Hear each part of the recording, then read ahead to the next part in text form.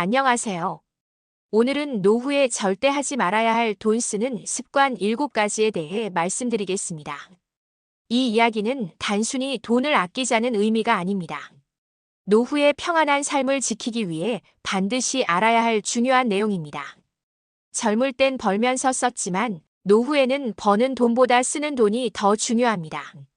특히 지속적으로 빠져나가는 지출, 습관처럼 나가는 지출이 있다면 그건 반드시 점검하셔야 합니다. 자, 그럼 지금부터 말년의 평화를 깨뜨리는 위험한 소비 습관 7가지 하나씩 천천히 말씀드리겠습니다. 1. 자식에게 다 써도 아깝지 않다는 생각. 부모라면 자식을 위하는 마음 너무나 당연합니다. 하지만 자식에게 집을 사주고 사업자금 주고 결혼자금, 육아비까지 도맡아 해주다 보면 정작 자신의 노후는 남은 게 없습니다.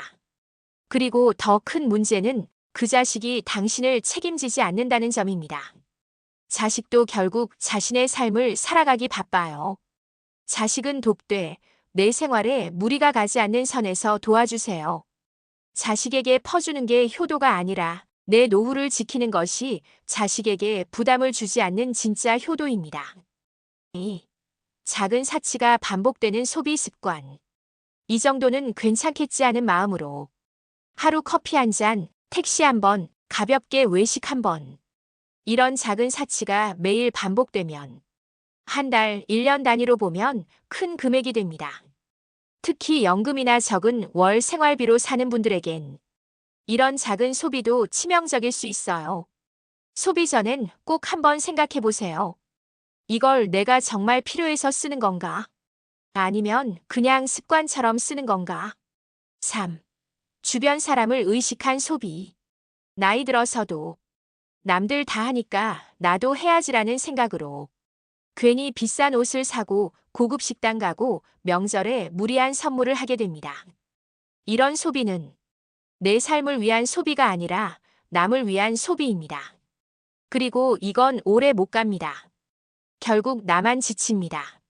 노후의 소비는 체면보다 실속이 더 중요합니다. 남들이 나를 어떻게 볼까 보다 내가 어떻게 살아갈 것인가를 먼저 생각하세요. 4. 무계획적인 선물과 경조사비 지출. 손주가 생기면 생일, 졸업, 입학, 명절마다 현금을 챙겨주고 지인 경조사에는 얼굴을 안 비출 수 없으니 봉투 들고 나갑니다. 이게 몇 번만으로 끝나지 않죠. 매달 경조사비, 선물비로 빠져나가는 돈 생각보다 큽니다. 감정 소비가 아니라 예산을 정한 계획 소비로 바꿔보세요. 경조사비도 예산표를 만들어두면 지출을 줄일 수 있습니다. 5. 할부와 소액 결제를 가볍게 여기는 습관. 카드로 결제할 때 3개월 무이자니까 괜찮겠지. 몇 천 원밖에 안 되니까 그냥 눌러볼까? 이런 생각으로 할부와 소액 결제를 누적시키면 나중에는 감당하기 어려워집니다. 특히 소액 앱 결제, 정기 구독 서비스는 자기도 모르게 빠져나가며 지출이 커져요. 카드 사용 내역과 자동이체 목록 꼭 한번 점검해 보세요. 정기 결제 중 안 쓰는 서비스는 지금 당장 해지하시는 걸 추천합니다. 6. 상속 증여에 대한 준비 없이 전 재산 정리. 자녀에게 미리 재산을 모두 넘기고 노후에 생활비가 부족해 자식에게 손 벌리게 되는 경우가 많습니다. 아직은 건강하지만 언젠가는 병원비나 돌봄 비용이 필요할 수 있습니다. 그런데 미리 재산을 다 정리해버리면 나중에 내가 쓸 돈이 사라집니다. 상속과 증여는 천천히 꼭 전문가와 상담해서 내가 쓸 몫은 남겨둔 채 진행하셔야 합니다. 7. 언젠가 쓸 거야 하며 물건을 쌓아두는 소비 습관. 이거 싸게 나왔네. 언젠간 필요할 것 같아서 하며 물건을 쌓아두는 습관 생각보다 지출이 큽니다. 집은 점점 좁아지고 쌓아둔 물건 중 절반 이상은 평생 사용하지 않게 됩니다. 사는 것보다 버리는 용기가 필요합니다.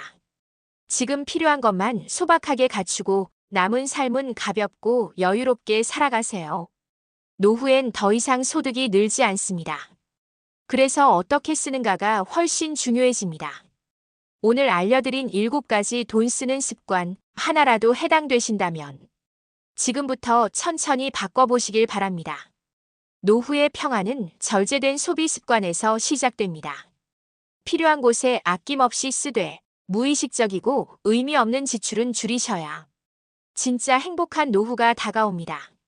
지금이라면 늦지 않았습니다. 지혜로운 소비 습관으로 여유롭고 따뜻한 말년을 준비하시길 바랍니다. 감사합니다.